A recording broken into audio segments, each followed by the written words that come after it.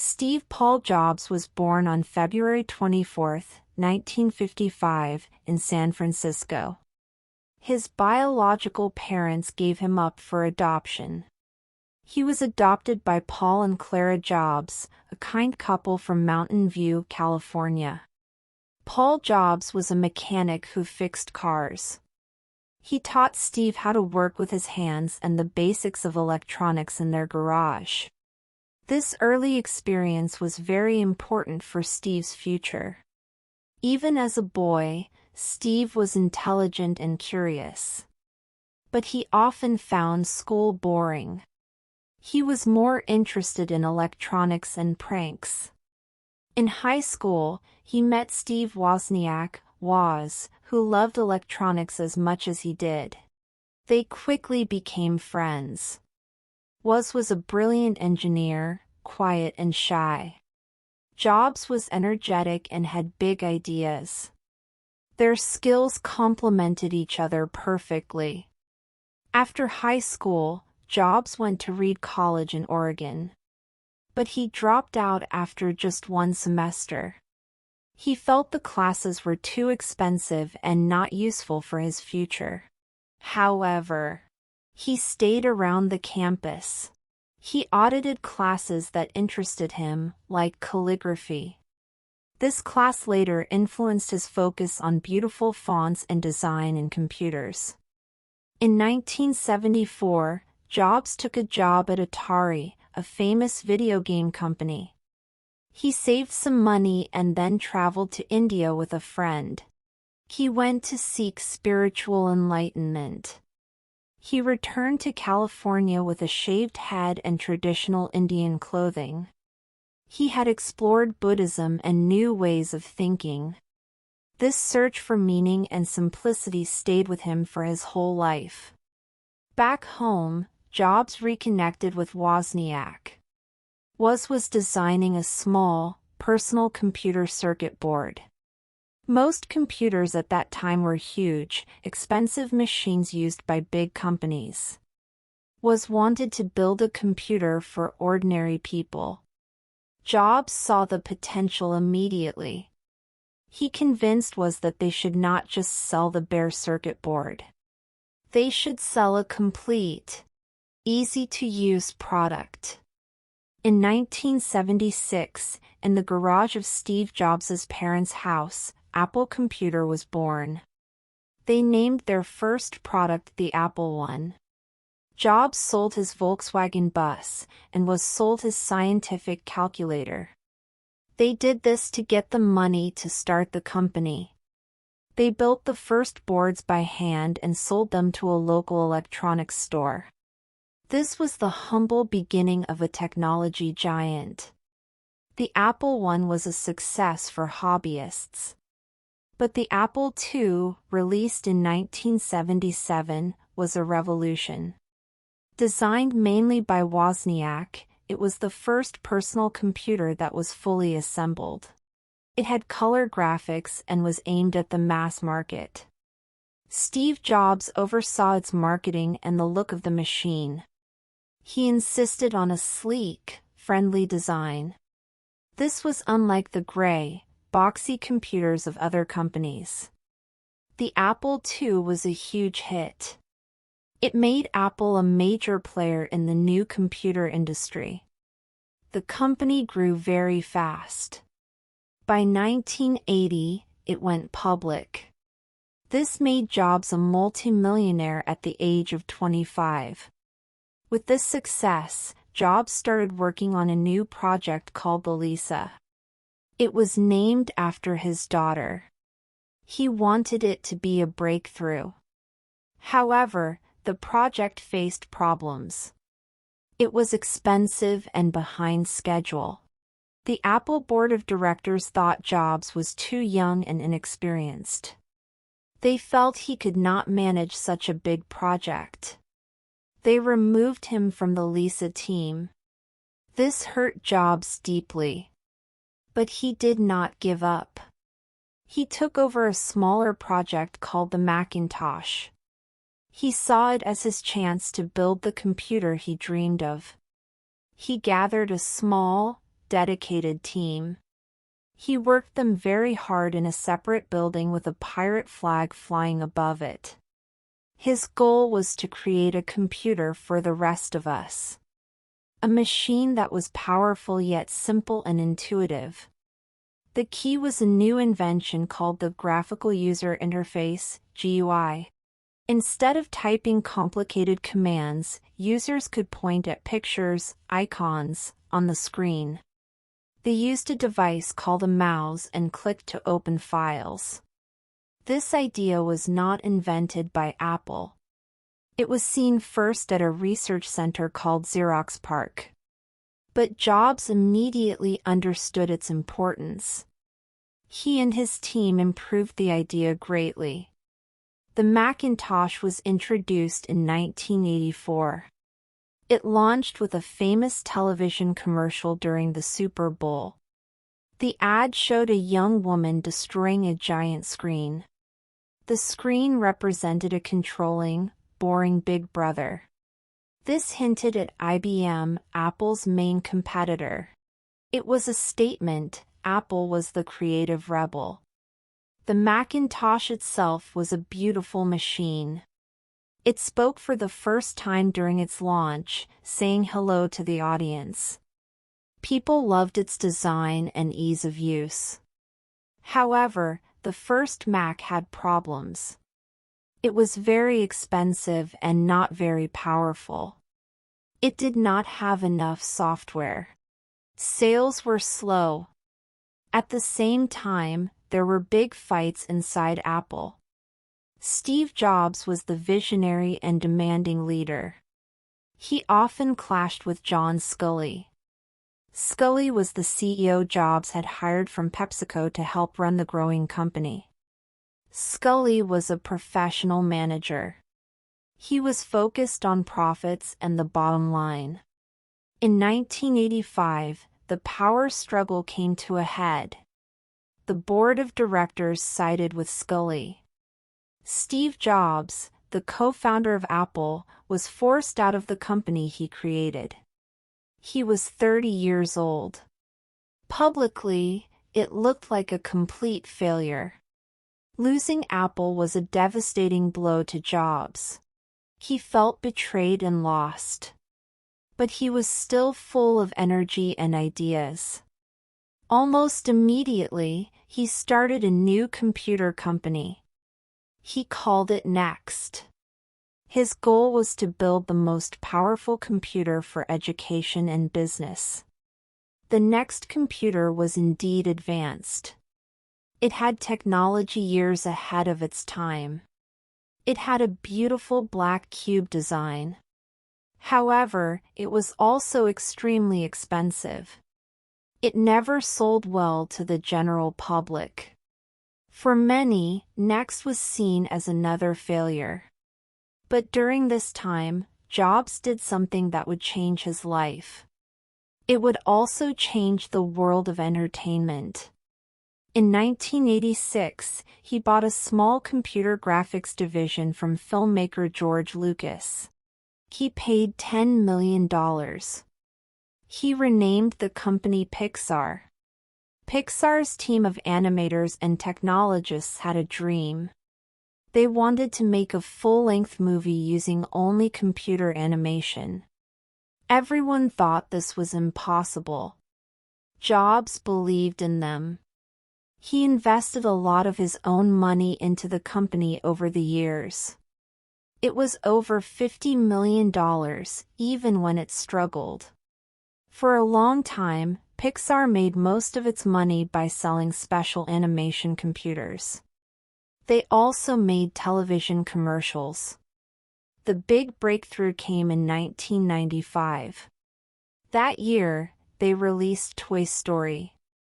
It was the world's first fully computer-animated feature film. It was a massive critical and commercial success. The characters Woody and Buzz Lightyear became icons. Pixar proved that computer animation could tell heartfelt, funny, and beautiful stories. The company went public soon after. Steve Jobs' investment made him a billionaire. For the first time since leaving Apple, he was a huge success. More importantly, he learned valuable lessons. He learned about building a creative culture. He learned the importance of great storytelling. Meanwhile, Apple was struggling. Without Jobs' vision, the company lost its direction. It made many different models of computers. But they were confusing and not innovative. Microsoft Windows had copied the Macintosh's graphical interface. Windows was now on most of the world's PCs. Apple's sales fell, and it was losing money. By 1996, Apple was in deep trouble. Many people thought it might not survive. Apple needed help. It needed new software. They decided to buy Next for its advanced operating system technology. In December 1996, Apple announced it was buying Next for $429 million. More importantly, Steve Jobs was coming back as an advisor. The situation at Apple was worse than Jobs imagined. He quickly took charge. In 1997, he became the interim CEO, or ICO. He made drastic changes to save the company. He stopped the many confusing products. He focused on just 4 products. These were a desktop and a laptop for professionals, and a desktop and a laptop for consumers. He believed in simplicity. He also ended the legal fight with Microsoft. He secured an investment from Bill Gates. He got a promise to keep making Microsoft Office for the Mac. This was very important for Apple's survival. Then, Jobs focused on marketing and brand image. He started the Think Different advertising campaign. It celebrated creative, rebellious people. People like Albert Einstein and Martin Luther King Jr. The message was clear: Apple was for people who change the world. It was a powerful and emotional campaign. It reminded people why they loved Apple. The first big product of his return was the iMac. It was introduced in 1998. It was unlike any computer before it. It was all-in-one, with a colorful, translucent blue shell. You could see inside it. It looked fun and friendly. The iMac was a huge hit, especially with families and schools. It saved Apple and made it profitable again. It showed that design and style could be as important as technology. But this was just the beginning. Steve Jobs had a bigger vision: the digital hub. He believed the personal computer would become the center of people's digital lives. It would connect to music players, cameras, and video recorders. This vision led to a series of revolutionary products. First, the iPod in 2001. At the time, digital music players were clunky and hard to use. Jobs asked for something simple, elegant, and able to hold 1,000 songs in your pocket. The iPod, with its iconic scroll wheel and white headphones, was exactly that. Combined with the iTunes software, it made buying, organizing, and listening to music incredibly easy. It completely transformed the music industry. Second, the iPhone in 2007. This was perhaps Jobs' greatest achievement. Mobile phones at the time had small screens and physical keyboards. Jobs introduced a device that was just a beautiful piece of glass. A touch screen. It was a phone, an iPod, and an internet communicator all in one. The iPhone created the modern smartphone industry. It changed how people communicate, work, play, and access information. third, the iPad in 2010. Many people laughed at the idea of a tablet computer. But Jobs saw it as a device for consuming content. Content like reading books, watching videos, browsing the web. He wanted it to be more intimate and simple than a laptop. The iPad defined a whole new category of device. It became another massive success. During this period, Jobs's leadership style was famous. He was a perfectionist. He demanded excellence from everyone. He could be very harsh. He criticized work he thought was not good enough. People called this his reality distortion field. It was his ability to push people to achieve things they thought were impossible. He cared deeply about every detail. From the big idea to the smallest curve on a product. He even cared about the feel of the packaging. He believed that design was not just how something looks. He believed design was how it works.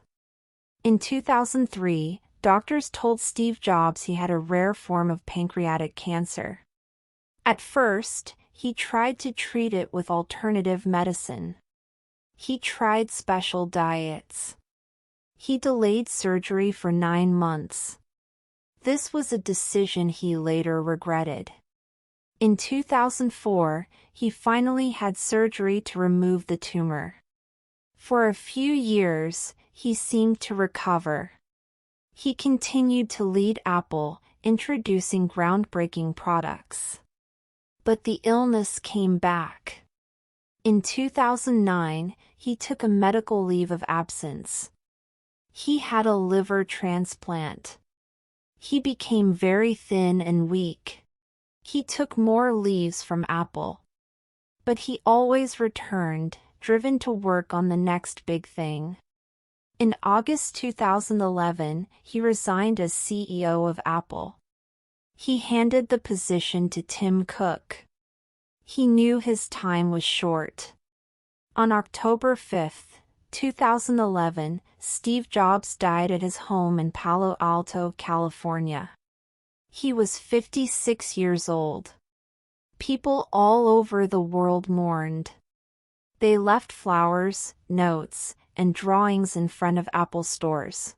Steve Jobs' life was a remarkable journey. He was a college dropout who built a company in a garage.